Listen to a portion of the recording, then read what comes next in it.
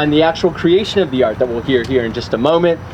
There's a story behind the artist and the work and the skill and the craftsmanship and the collaboration and the engagement with the community in putting together the story of this piece of art.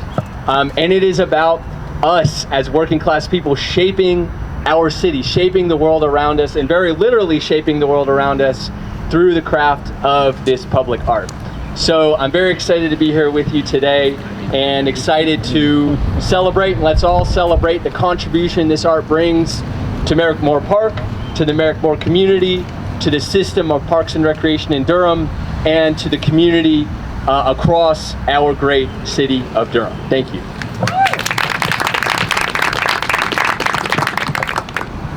I think I should say thank you to him. It's wonderful that we have council members who care enough about both our park system and the arts. Yes. Not bad, huh? Not bad. I'm Yvonne Coleman, and I'm going to read what these wonderful people have prepared for me because I want to make sure I recognize all the players, and something tells me that back row back there are really important people. Right? They came in and they just sat in the back, and so we will acknowledge you in just a moment. But I'm pleased to celebrate the completion of this incredible public art project with artist Jeannette Brossart. I was close? All right. And locally owned cricket forward, but it's Aaron Early. Been working on these things. Artist expression is fundamental to Durham's unique history, unique identity of who we are, and this public art really captures the essence of this community, our neighborhood, and the people who live here. And you're right, it's an incredible gateway. And I live nearby, so great. This call for creative, beautiful space starts with residents. And the public art process, as you know, involves talking to the people who live here and talking to the people who will visit here. And that's what's unique about public art projects and the way we do it in Durham. It is always a collaboration. And we are so pleased that we have these wonderful artists here in our community who were able to capture all that was said, all that was felt and reflected in this art piece. So special thanks to our artist selection committee, Tom Dawson, Caroline Dyer, Jackie McLeod, Megan, J. Martin, Bonita Green. Bonita's here, right? Oh, okay, I knew I had met her. Eileen, of course, is here. Both Eileen and Bonita provided additional input for the artist process, and so, you know, with that family name on it, I'm sure that was really important to make sure we got it right. And then, of course, Andre Van, who's involved in everything historic in Durham, particularly if it's about black folks. We can depend on Andre. So we thank him for his work. I also want to acknowledge Carbon Cure. I get that name right? That's that back row back there. For the generous donation of concrete and the cost of pouring it. This project could not have happened without you guys, and we really, really want to thank you, and it's great to have community partners on this. Thank you. I told y'all that back row was important. I could tell when they came in, that back row was important. So this donation serves as our goal to incorporate sustainable practices within the work of the General Services Department and within public art. So be sure to talk to them because there are some unique features about this particular pouring that I'm sure they have stories to tell us, including weather delays and all that good stuff. So I want to thank the incredible artist team that was involved in this, and the Merrick-Moore community is and will always be an important community to us. And I'm happy now to introduce the artist team. But before I do that, I want to put a little plug in for Miss Dare over there. And want you to come back. I want you to come and talk to her and engage. So don't forget to do that because we know you people love art. But I want to ask these two wonderful artists to please come forward and share with us a little bit more about your approach.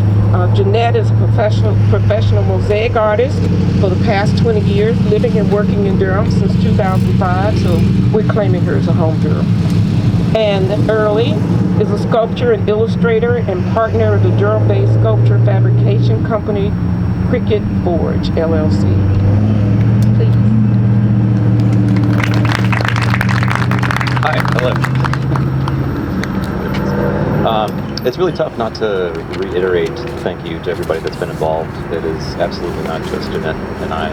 It's Eileen, Benita, everybody at Carbon Care, Algin, Andre Van. I mean, the list goes on and on and on. We've been doing this for about 2 years now. It's finally here. It's finally got greenery around it. I'm more than happy to talk to anybody that's curious about the design process, the imagery that we use, where we got the imagery from. A lot of it was sourced with advisement from Andre, from Eileen, Benita. It was very much an army that came together to kind of inform all the imagery, the wording, everything that went into it has a specific tie to another person other than just Jeannette and I. But yeah, thank you so much for everybody that was involved. It was a really good opportunity to do an illustrated narrative in this fashion. I don't feel like I see it often enough. It's not a dig at anybody in Durham, but yeah, it was genuinely delightful to kind of retell a history that's not well known to begin with, and then do it in this fashion. But thank you, everybody. Thank you.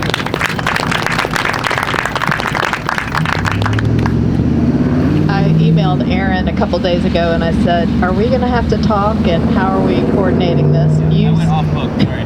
You say all the thank yous and I'm going to tell a little story. So I'm going to tell a tiny little coincidental story that happened to me last week, which proves the power of telling these stories. And I'll backstep a half a step and just say that when we applied for this project, we weren't sure that we were going to be the right people to tell the story, but when we wrote our narrative in our proposal, we said we needed the community to be our third partner. And so I really have felt that to be true, and I know Aaron has also, and we couldn't have made this without all of those super important stories and reflections and learning the history ourselves. We did the work, and I hope we did a little bit of justice to it, and thank you, Eileen and Benita, and the community partners for sure, because we wouldn't have been able to tell the story without it.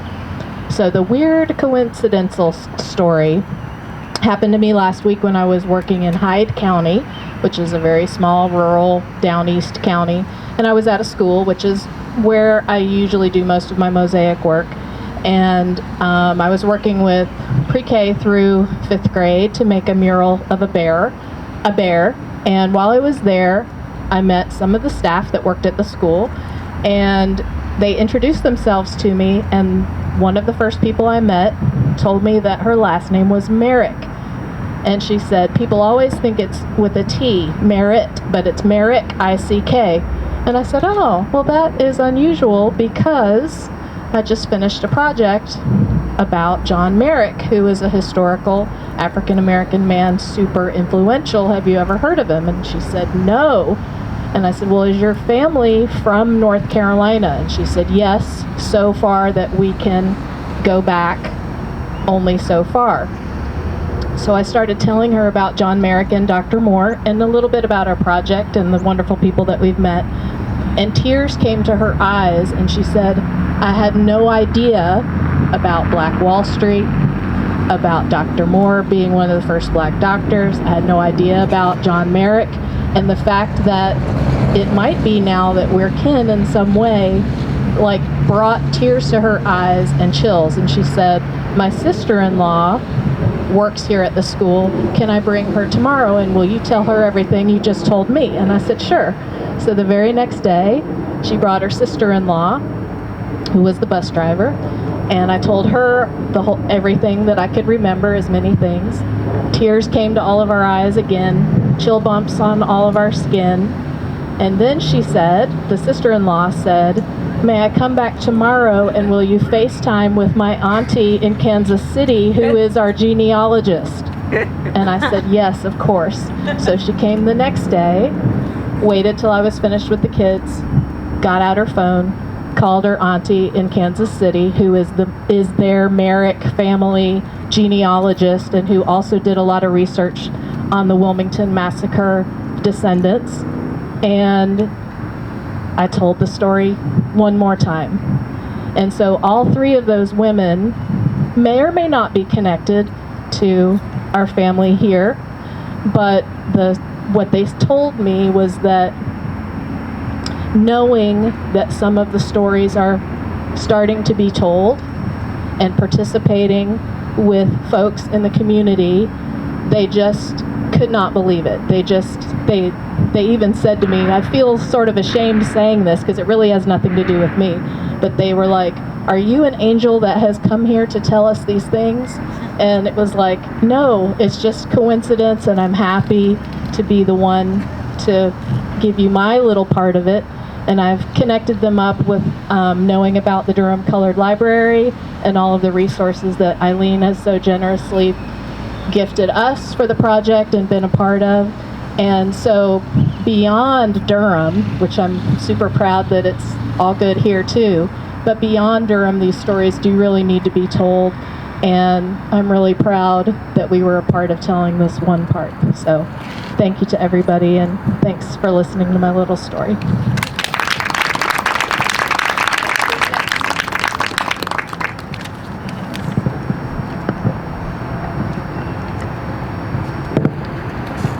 Hello and good evening, everyone. My name is Ayanna Smith, representing Merrick-Moore Community Development Corporation. Merrick-Moore Park is a continuum of the legacy and Merrick-Moore community. In the same way that we reach back to our ancestors for our core values, Merrick-Moore community residents, the guardians of our legacy, must reach ahead to future generations that come after us. And we do so with an awareness of sacredness in that reaching. At MMCDC, we do what is right, but it is not easy. Our success is not defined by how high we have climbed, but how we have made a positive difference in this space. The legacy of the Merrick-Moore community is defined by the mission and values written by our ancestors, and victories and boldness by which their daughters and sons take on the challenges they face in this community. We thank the City of Durham and Durham Parks and Recreation for their commitment to preserving the legacy and inviting the residents of Merrick-Moore to participate in the selection of artists. Many thanks to Jeannette Brossart and Aaron Early for the many hours they spent listening to, hearing, and understanding feedback from community residents. Those voices were centered, which brought history to life in this beautiful work of art. In closing, we extend a heartfelt thank you to Eileen Welch and the descendants of John Merrick and Dr. Aaron McDuffie Moore for lending their names to the Merrick-Moore High School and the Merrick-Moore community, and for the legacy of their many contributions to the city of Durham. May their names be evermore sealed into Durham's history with this great work of art. Thank you.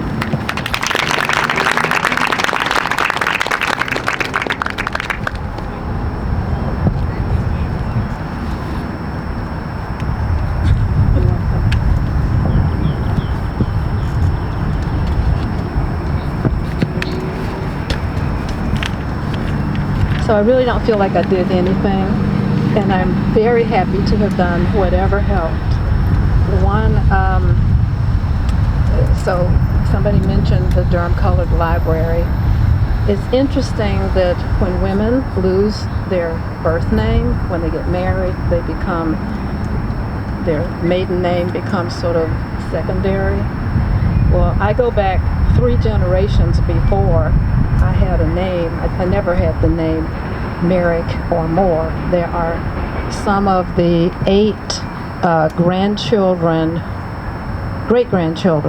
of Merrick and Moore, who were my first cousins. So Merrick and Moore, the reason I am the great-granddaughter of both of them is because Lotta Moore married Ed Merrick.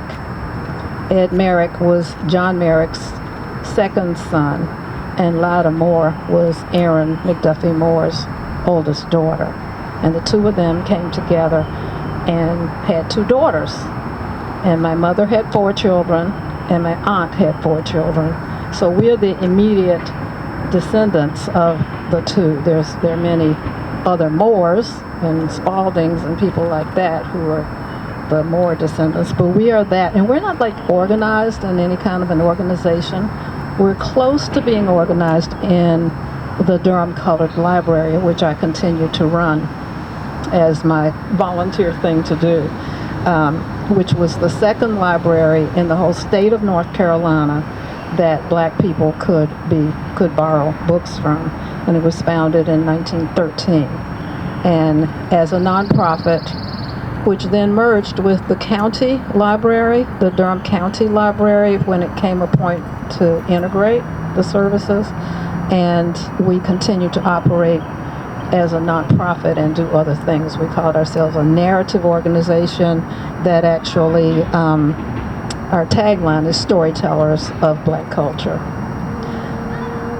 Aaron, the name Aaron permeates throughout our family. So now we have a family artist who created. My grandson's name is Aaron. My niece married an Aaron, and we adopted him in too.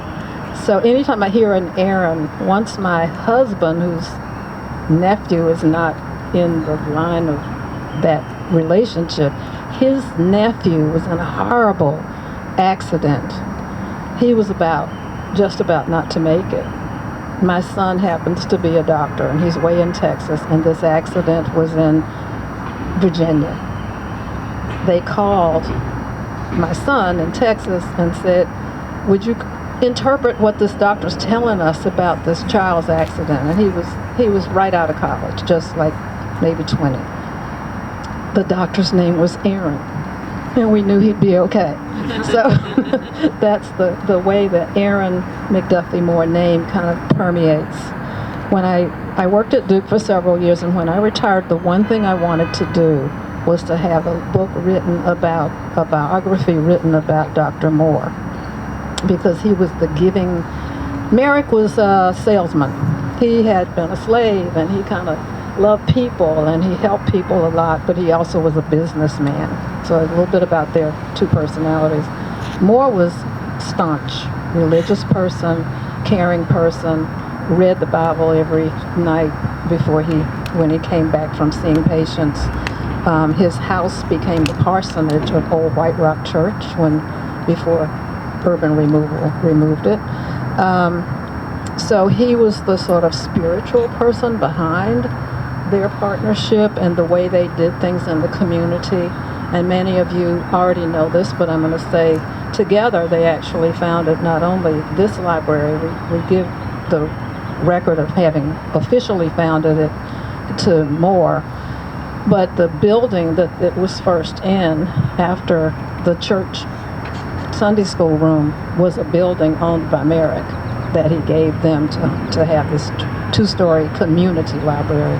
So together they did a lot of things, including Lincoln Hospital was founded by essentially the partnership. They were on the board of Mechanics and Farmers Bank, and also founded North Carolina Mutual Life Insurance Company, which was the largest black company in the United States during the time that they founded it. So I carry all of that in my head, and I tell stories about it all the time. And it's something that I'm so happy that they are being recognized. This is the only place that they're recognized with their pictures. In downtown Durham, there are some different things about founding North Carolina Mutual and the history and that kind of stuff, but their images being here is very special. And that they're recognized in a place where it's healthy, where kids are going to get healthy because they're playing soccer and families can come together, I'm sure means a lot to them, and we know that they know about this. So it's the second time I've been to a ribbon cutting for this. I was when they cut the ribbon the first time to open the park up there, and now I'm here to help cut the ribbon for the art installation, and it's just beautiful, and I will share it with all my cousins. Thank you so much for all that you do.